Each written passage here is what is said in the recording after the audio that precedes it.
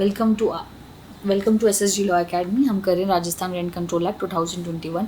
RGS को लेके already हमारी एकेडमी ने एक सीरीज चला रखी है जिसमें हम आरजीएस के माइनर एक्ट्स कर रहे हैं। अब तक हम इसके चैप्टर नंबर 3 तक 3 वीडियोस ऑलरेडी कर चुके हैं और ऑलरेडी अपलोडेड है। आज हम इसी में चैप्टर नंबर 4 कर रहे हैं, तो हम सीधा जाते हैं चैप्टर नंबर 4 में। चैप्टर नंबर 4 बात करता है the restoration of possession of illegally evicted tenant and procedure thereof, कि अगर इलीगली इवेक्ट कर दे हो तो if any tenant is disposed by the landlord for the rented premises without his consent otherwise than by due process of law और he may within 30 days from the date of knowledge of his disposition file a petition before rent tribunal for restoration of possession there too. Basically अगर आप लोगों ने SRA पढ़ा हो, specific relief act, उसमें section number 6 भी same बात करता है जो सेक्शन नंबर 11 करता है। ठीक है, अगर किसी ने विदाउट कंसेंट के बिना या without due process of law, ठीक है, ड्यू प्रोसेस ऑफ लॉ के खिलाफ जाके, जैसे कि ऊपर हम डिवेक्ट कर रहे हैं उन सर्कमस्टेंसेस पे नहीं, ठीक है, अगर इन दोनों सर्कमस्टेंसेस के होते हुए किसी ने डिस्पोजेशन कर दिया तो 30 days के अंदर अंदर एक पिटीशन फाइल की जा सकती है रेंट ट्रिब्यूनल में रेस्टोरेशन ऑफ पोजेशन के। अब क्या प्रोसीजर है उसकी, जैसे ही पर्सन जो टेनेंट होगा या पर्सन जो क्लेम कर रहा है कि मेरे को डिस्पोजेशन कर दिया, वो एक पिटीशन फाइल करेंगे जिसमें एफिडेविट और डॉक्यूमेंट दोनों उसके साथ साथ और फाइल करेंगे रेंट ट्रिब्यूनल पे। तो पिटीशन आएगी कहाँ पे, रेंट ट्रिब्यूनल के पास। अब रेंट ट्रिब्यूनल क्या करेगी, रेंट ट्रिब्यूनल उसको नोटिस इशू करेगी, shall issue notice accompanied by the copies of the petition affidavits and document fixing a date fix करेगी not later than 21 days। 21 days के बाद से अंदर ज़्यादा नहीं, from the date of service of notice require the landlord to submit a reply accompanied by the affidavit, उनके reply के लिए, और कहेंगे कि इसके अंदर आप अपना रिप्लाई करें और ये जो डॉक्यूमेंट है और एफिडेविट है ये आपके खिलाफ आया है। द लैंडलॉर्ड में सबमिट हिज रिप्लाई, वो अपने सबमिट करेंगे रिप्लाई को, एफिडेविट्स को, डॉक्यूमेंट्स को, सर्विंग करेंगे notice of same as the petition within a period not exceeding 10 days। 10 days से ज़्यादा नहीं, तो 21 days के बाद वो 10 days का उनका टाइम मिलेगा नोटिस के बाद, और 10 दिन के अंदर वो अपना रिप्लाई करेंगे। द पिटीशन में file rejoinder if any after serving copy of the same on the landlord with in a period of 7 days। ठीक है, रिजॉइंडर के लिए वो कर सकते हैं कितने दिन के अंदर 7 days के अंदर।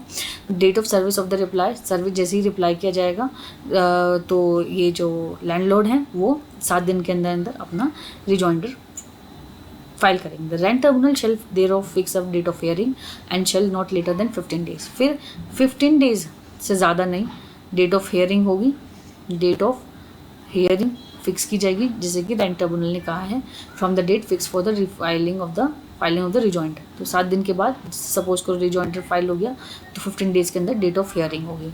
ठीक है, the petition shall be dispose of within a period of 90 days from the date of service of the notice on the tenant. लेकिन ये जो यहाँ पे सर्विस नोटिस सर्व किया जा रहा है ना, ठीक है, इस नोटिस से यहाँ फाइनल तक 90 days होने चाहिए, बस 90 days के अंदर उसको डिस्पोज ऑफ करेगी रेंट ट्रिब्यूनल। ठीक है, तो rent tribunal after holding such summary inquiry as it deems necessary to determine whether the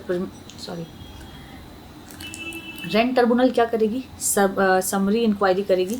ठीक है, समरी इंक्वायरी का मतलब है कि जल्दी से ज़्यादा टाइम ना लेगी, जैसे उसको सही लगती हो वो, और ये डिटरमाइन करेगी कि whether the petition has been illegally disposed from the rented premises without his consent और otherwise then by due process of law shall dispose of the petition by ordering immediate restoration of the possession of such premises to the tenant, and tribunal shall also award accurate compensation to the tenant for the hardship and inconvenience caused to him looking to the facts and circumstances of the case, which shall be payable by the landlord, and tribunal shall issue a certificate for recovery of immediate possession। ठीक है, तो 90 days के अंदर वो क्या order करेगी। अब rent tribunal क्या ऑर्डर कर सकती है, एक तो उसको ये करेगी, अगर उसको लग रहा है कि भाई ये डिस्पोजेस्ट इलीगली नहीं हुआ है तो उसको वैलिड मान लेगी।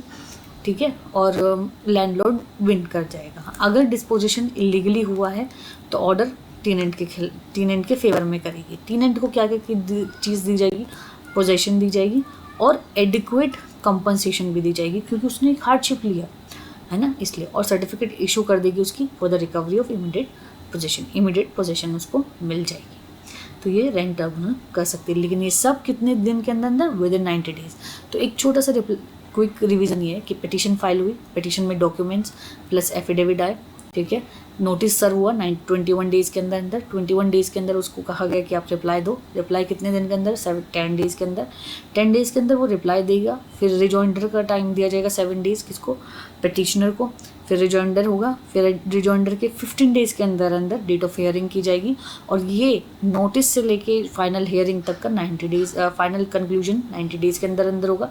समरी प्रोसीजर होगी, समरी इंक्वायरी होगी, और वैलिड है या टीनेंट है जिसके भी खिलाफ होगी उसके खिलाफ ऑर्डर किया जाएगा। अगर टीनेंट जीत रहा है तो टीनेंट के फेवर में जजमेंट होगा, और टीनेंट से कहा जाएगा कि उसको इमीडिएट पोजीशन दी जाएगी, और इमीडिएट पोजीशन के साथ साथ उसे एडिक्वेट कंपनसेशन में है, मतलब ऑप्शनल है। अगर हार्डशिप लगती है कोर्ट को रेंट टर्मिनल को तो वो रेंट एडिक्वेट कंपनसेशन भी ऑर्डर कर सकती है।